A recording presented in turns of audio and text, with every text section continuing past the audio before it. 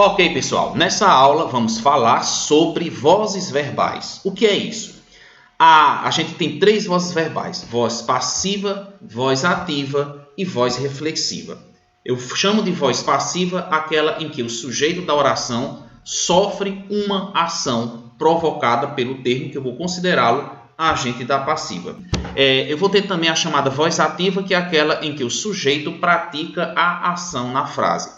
E reflexiva, quando ele pratica e sofre ação ao mesmo tempo. Para que você entenda, olha a primeira questão. Marque a alternativa que está na voz ativa. Muito bem, vamos entender. Voz ativa, o sujeito pratica uma ação. Quando eu digo que o espaguete foi preparado por Lívia, eu faço uma referência ao espaguete, que é o sujeito desta frase.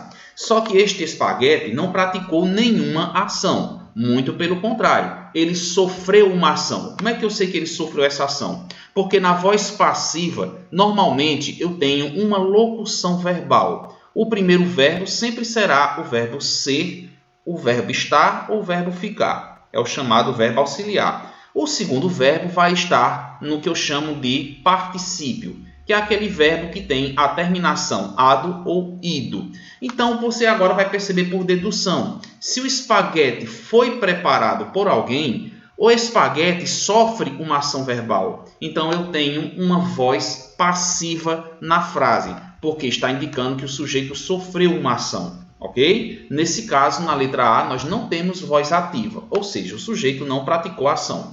Letra B, o menino foi visto na sorveteria. A mesma coisa que aconteceu na letra A, você também leva em conta na letra B. Olha que foi visto é uma locução verbal que diz que o menino sofreu uma ação. Se ele sofreu ação, você tem voz passiva e não voz ativa.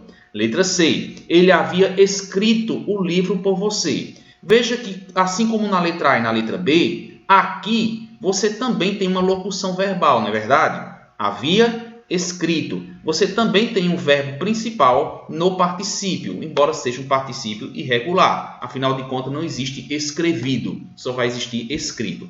Mas veja que na letra C, gente, nós temos uma voz ativa, porque o sujeito pratica uma ação nessa frase. Ele escreveu o livro. Ele havia escrito o livro em uma determinada ocasião. Então, olhe, se ele havia escrito, ele praticou uma ação. Se ele praticou uma ação, na letra C, você vai dizer que há um verbo na voz ativa. Afinal de contas, o sujeito age, ele não é passivo.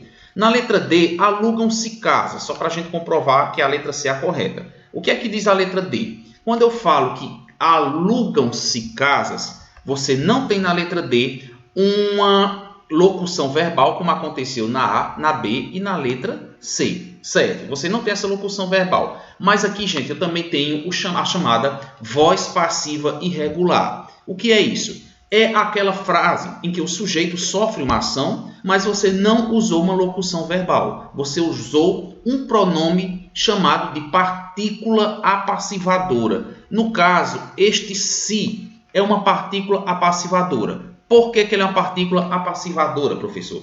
Porque se você tentasse escrever essa frase da mesma maneira que você fez a da letra A e a da letra B, você teria que escrevê-la da seguinte forma: casas foram alugadas ou casas são alugadas. Vejam que esta frase está na voz passiva porque o sujeito casas sofreu uma ação. Esta frase, que diz a mesma coisa da frase do lado, está na voz passiva porque o sujeito casas continua sofrendo a ação do mesmo jeito que aconteceu nessa frase, só que aqui você usou tradicionalmente uma locução verbal para indicar que esse sujeito sofreu a ação. Então, no caso, a letra D também você tem um sujeito na voz passiva, portanto não marca nada.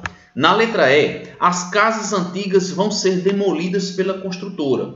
Veja que eu disse que elas vão ser demolidas. Eu poderia ter dito que elas serão demolidas. De qualquer forma, o sujeito desta frase, as casas antigas, sofrem a ação verbal. Portanto, também aqui você tem voz passiva. E lembrando que, quando você tem a voz passiva, nós temos esse elemento que aparece no final de frase, acompanhado por preposição, que nós vamos chamá-lo de agente da passiva, que é quem pratica a ação quando você tem a chamada voz passiva na frase, certo? Ele pode até aparecer oculto. Por exemplo, o menino foi visto na sorveteria por alguém. Não precisei escrever exatamente por quem, mas esse agente da passiva também está lá. Ok, gente? É isso.